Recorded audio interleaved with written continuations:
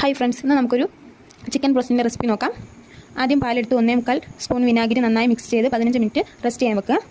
അതിനുശേഷം അതെടുത്ത് 1.5 table spoon കുരുമുളക് പൊടി, 1 സ്പൂൺ വെളുത്തുള്ളി പേസ്റ്റ്, വീണ്ടും 2 സ്പൂൺ വിനാഗിരി, 3/4 ടേബിൾ സ്പൂൺ മുളക് പൊടി, 1/4 ടേബിൾ സ്പൂൺ ബേക്കിംഗ് സോഡ, ആവശ്യത്തിന് ഉപ്പ് എന്നിവ നന്നായി മിക്സ് ചെയ്തതിന് ശേഷം നമ്മൾ കഴുകി വെച്ച ചിക്കൻ, അതായത് ബ്രോസ്റ്റ് ഉണ്ടാക്കാൻ വെച്ച ചിക്കൻ അതിലേക്ക് ഇട്ട് കൊടുക്കുക. ഇത് 4-5 മണിക്കൂർ ഫ്രിഡ്ജിൽ റെസ്റ്റ് ചെയ്യാൻ വെക്കണം. അതിനുശേഷമേ ഇതെടുക്കാൻ പറ്റുള്ളൂ.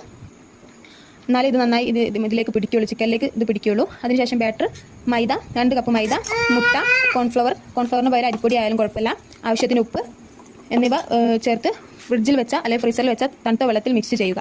പിന്നെ 1 കപ്പ് മൈദ, ഒരു സ്പൂൺ മുളക് പൊടി, ആവശ്യത്തിന് ഉപ്പ് എന്നിവ ചേർത്ത ഈ പൊടിയും ചേർക്കുക. പിന്നീട് നമ്മുടെ ചിക്കൻ എടുത്ത് ബാറ്ററിലേക്ക് മുക്കി നന്നായി മിക്സ് ചെയ്ത് നമ്മുടെ ഈ ഉണ്ടാക്കി വെച്ച ഈ മൈദപ്പൊടിയിലേക്ക് ഇട്ട് കൊടുക്കുക. എന്നിട്ട് ഇതിൽ നന്നായി എല്ലാ ഭാഗത്തും എത്തണം. ഒരു നനവോ ഒന്നും ഉണ്ടാകാൻ പാടില്ല. എല്ലാ ഭാഗത്തും എത്തി നന്നായി മിക്സ് ചെയ്തെടുത്തതിന് ശേഷം നമുക്ക് വേറൊരു പാത്രത്തിലേക്ക് മാറ്റി കൊടുക്കാം. അങ്ങനെ അത് മിക്സ് ചെയ്തിട്ടുണ്ട്. ഇതേപോലെ എല്ലാം മിക്സ് ചെയ്യണം കേട്ടോ.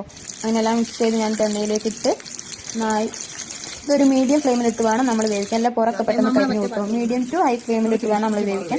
ഹൈ ഫ്ലെയിമിലിട്ട് വേവിച്ചാൽ നമ്മൾ പുറമൊക്കെ കരിഞ്ഞു പോകും. അപ്പോൾ നമ്മൾ നന്നായിട്ട് തിരിച്ച് മറിച്ചിട്ട് കൊടുത്ത് നന്നായി വേവിക്കണം. നന്നായി വേവിച്ചെടുക്കാം.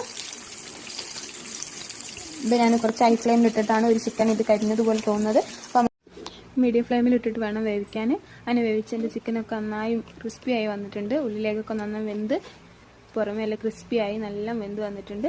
അപ്പോൾ നമുക്ക് ചിക്കൻ എടുത്ത് ഒരു പാത്രത്തിലേക്ക് മാറ്റി കൊടുക്കാം. ഇതിൽ എണ്ണയൊക്കെ നന്നായി പോയിട്ട് വേണം നമ്മൾ പാത്രത്തിലേക്ക് മാറ്റി കൊടുക്കാൻ. ചിക്കനിലെ എണ്ണയൊക്കെ നമ്മൾ വാർത്ത് പോയിട്ട് വേണം. അല്ലേ എണ്ണ പോലെ തോന്നും. ഒരു എണ്ണ ചിക്കൻ എടുക്കുമ്പോൾ ഒരു എണ്ണ ഇതുപോലെ തോന്നും. അങ്ങനെ ഞാൻ എല്ലാം വേവിച്ചെടുത്തിട്ടുണ്ട്. ഇതാണ് കേട്ടോ നമ്മൾ ഫൈനൽ ഔട്ട്പുട്ട്.